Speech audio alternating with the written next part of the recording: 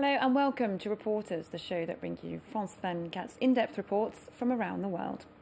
Today we're heading to the Libyan capital Tripoli, where NATO has been carrying out airstrikes on regime targets for more than 2 months now. But leader Muammar Gaddafi and the Libyan government remain defiant, and they've been working hard to get their message heard. The Gaddafi regime has invited international journalists into Tripoli, but keeps them under tight control. Reporters battle against Libyan communication officials to try and work independently.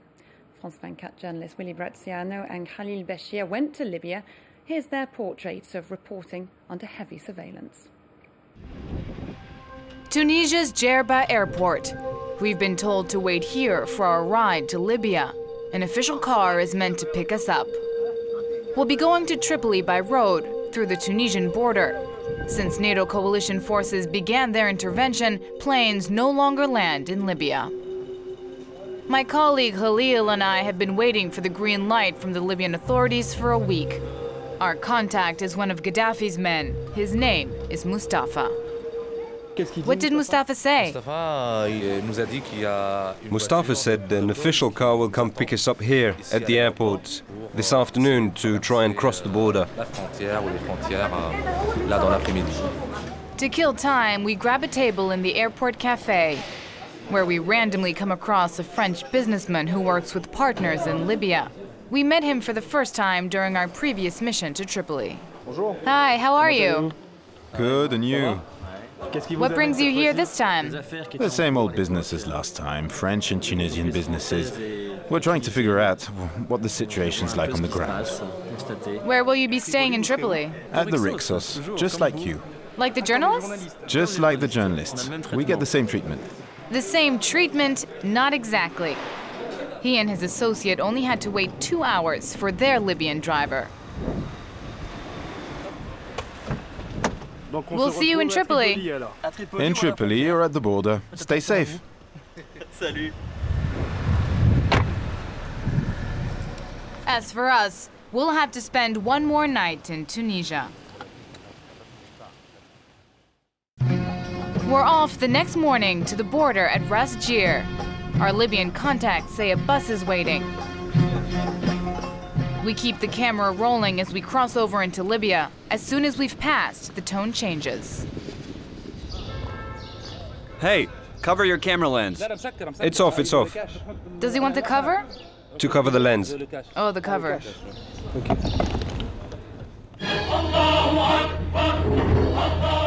Welcome to Libya.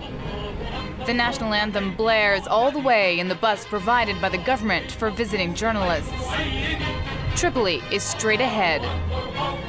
Along the way, buildings covered in bullet holes remind us that these towns tried to rebel, but today they're all back in Gaddafi's control. It'll take us more than 4 hours to get to the capital instead of the usual 2. We have to cross 35 checkpoints. Tripoli is covered in darkness by the time we arrive. We're staying at the Rixos Hotel at the demand of the government to better ensure our safety, they say. The hotel's been transformed into an enormous press hall where the regime gives briefings, as well as the headquarters of the Libyan Communication Services. How can we make sure that she gets... Did she send us her passport? Yeah, all it needs is someone here to call the embassy in London and then it happens. Absolutely, I'll do that. Thank you. Those are the men that keep a tight grip on the Libyan government's public statements.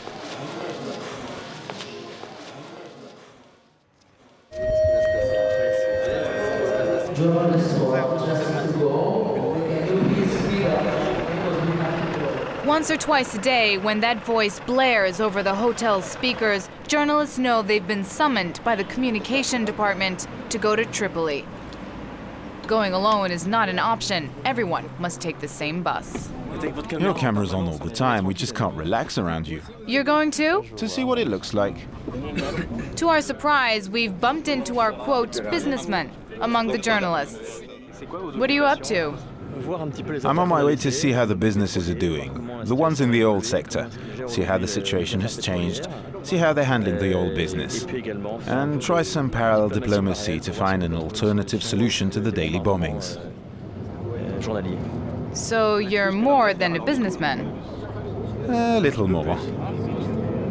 We won't learn anything more about his parallel activities, but there are a number of men like him in the Rixos Hotel. Do you know where we're going now? Bab el-Azizia. Yesterday, actually, it's today, 3 o'clock in the morning, Tripoli got bombed. Four huge explosion. I heard it from my bed, and we just asked for going to Bab el-Azizia, but they did not allow us to go at that time. So now we finally can make it. Bab el-Azizia, Colonel Gaddafi's residential compound, a fortress in the heart of Tripoli. Once again, the target of last night's NATO attack. What is the reason that the Europeans are bombing Tripoli? Why? There's no logical reason for NATO to bomb Libya. There is no logical reason. No, excuse me. Don't shoot. No. I'd like to express my pain for you international press people. In fact, you have no reason to be here. You don't reflect reality. I suggest that we should go. We should just go, I think. I'm not making any official statement. I'm just telling you what I think of your work as journalists. And who is the gentleman? Can we know who the gentleman is? Or, can we know who the gentleman is? Who are you? I'm a citizen. This man, however, is no ordinary citizen. He's a colonel in charge of Gaddafi's bodyguards. He's the one leading the tour of the bombarded residence. This is where civilians were killed last night. You'll be able to see them in hospital later. But first, camera crews from around the world must film the damage from the attacks, as well as grieving witnesses. If they were really protecting civilians, they will respect the civilian people, the real people who are sitting here, citizens who slept here. I'm one of them. Since NATO began its Operation March 19th, hundreds of Libyans have been living here to protect their leader. We're all ready to die for Muammar Gaddafi.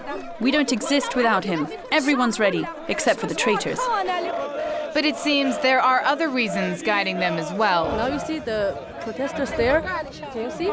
They stand there, they do not move because they forget. There's another The strategy is clear: to make as much noise as possible and keep journalists from addressing sensitive issues. Say the truth, say the truth. Shuhada, shuhada.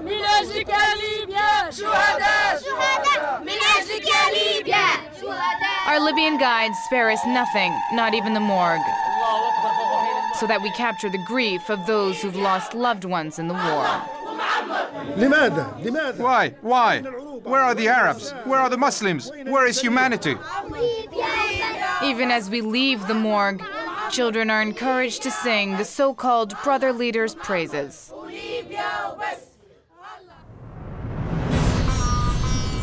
The tour's next stop is surreal. We're taken to a picture-perfect scenic area like a group of tourists. 70 kilometers outside Tripoli, the ancient city of Sabratha is one of Libya's archaeological treasures. And here you have the famous sculpture of the Three Graces. There you can see the Judgment of Paris and two divinities. When we ask why we're being taken here, so far from the atrocities of war, the answer is ready-made. Fridays are holidays in Libya. It's a day off. We wanted to take advantage of that and show another face of Libya, full of history, hospitality, with traces of other civilizations and cultures. Some journalists go along with it. Juan Pablo plays tourist. It's his last day in the country. Today for me it's an enjoying trip. I lost the faith for being a free journalist here, and I used my last time as a tourist. 2 days ago we were trying to shoot a story about the African migrants to Europe. We were researching. We go out to the street with the camera in a bag so nobody see us. and we found interesting things for shoot. In the moment when we tried to start, we were stopped by the police. We finished in the police department for more than 3 hours. Somebody picked up us and go into the hotel again to wait for the next official travel. 2 days later, the reality of war catches up with us. 3 rockets have just struck the Interior Security Building as well as the Anti-Corruption Ministry. It was completely calm, and then all of a sudden, bang, there was an explosion, 2 bombs, one like this and another in the sky. In front of the camera, anti-Western rhetoric is as strong as ever. Is this right? They're hitting government buildings next to residential ones. Shame on them. Is that what NATO does? That's what it calls protecting civilians? Tell them they're a bunch of liars. 3 fire trucks arrive on the scene, but they have a hard time fighting the flames that destroy everything on their path. We're trying to put out the fire. These bombings aren't protecting civilians. I work to protect civilians. I'm a firefighter and can tell you, that's not how you protect civilians. The team will work till dawn to put out the blaze.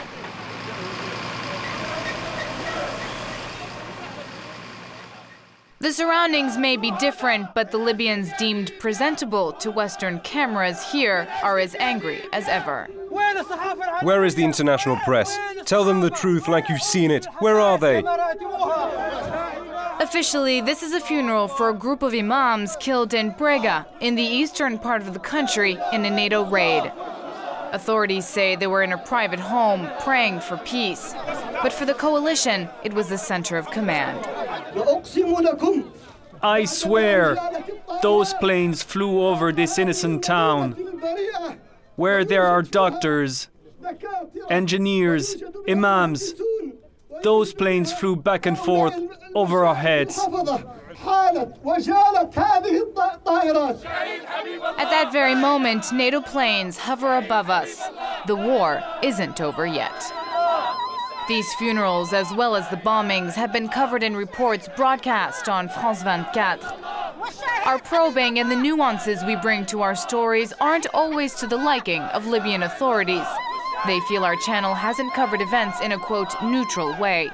As a result, the Axe Falls were no longer welcome on Libyan soil, according to the Investigation Committee, officially a non-governmental group. After 2 recent non-neutral reports, the Commission sees no point in allowing the crew to remain on Libyan soil. We decide to stay a step ahead and leave the country. On the way back, we continued to feel frustrated with the impression that we never got to work in an independent way. Well, I'm now joined here in the studio by William Braziano, a senior reporter here at France 24 and one of the journalists behind that report. Willie, now, while you were in Tripoli, I believe you had an interesting meeting with a man who was charged with, quote, ensuring that the truth was being said about current events in Libya, especially concentrating on the press. What was that encounter like? In fact, what happened is that gentleman who introduced himself as being a member of the commission, the non-governmental commission in charge of inquiring into the events that are taking place in Libya. In fact, he invited us there and he said that we are helping you to get into Libya and to visit Libya. And the meeting with him in his office was supposed to be an opportunity to deal with different humanitarian topics we wanted to talk about in Libya. And it rapidly became a kind of a criticism of what we were doing, where I had the feeling that I was in a kind of a censorship situation. He's saying, this is good, this is not good. And whenever we gave some opinions about what we were reporting on, he didn't appreciate that. And ultimately, we were given an official document where he simply said to us that we were no longer welcome on Libyan soil. Obviously, we left immediately in accordance with our editors. Now, Willie, you have been reporting in Tripoli twice in the past few months. The first time was back in February, March. What was the differences? What did you notice this time? Tripoli has changed slightly. You and I, in fact, were there together 2 months ago. What is certain is that life has not stopped, but we have observed quite a bit of damage in the governmental buildings. And as well, what's impressive now is that these long lines in front of service stations, and there's really a lack of gasoline in Tripoli. Another thing that's changed for us as journalists is the way in which we are not able to work. There are not many journalists in Libya now. There are fewer and fewer journalists, and we're roped in. A lot of journalists are convened to come into a bus together to a given specific place. We're being brought there by the government. And so gone are the days when we could travel freely.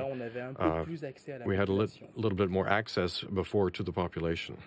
Now, very quickly, if you can, last time you were in Libya, you met Colonel Gaddafi as part of a France 24 interview. Now he's much less visible, isn't he? He is less visible. The last time we saw him was mid-May. He was meeting with we were meeting with tribal leaders, and he was on television at that same time. And the audio message as well, where he was saying to NATO, "You will never find me because I live in the heart of Libya."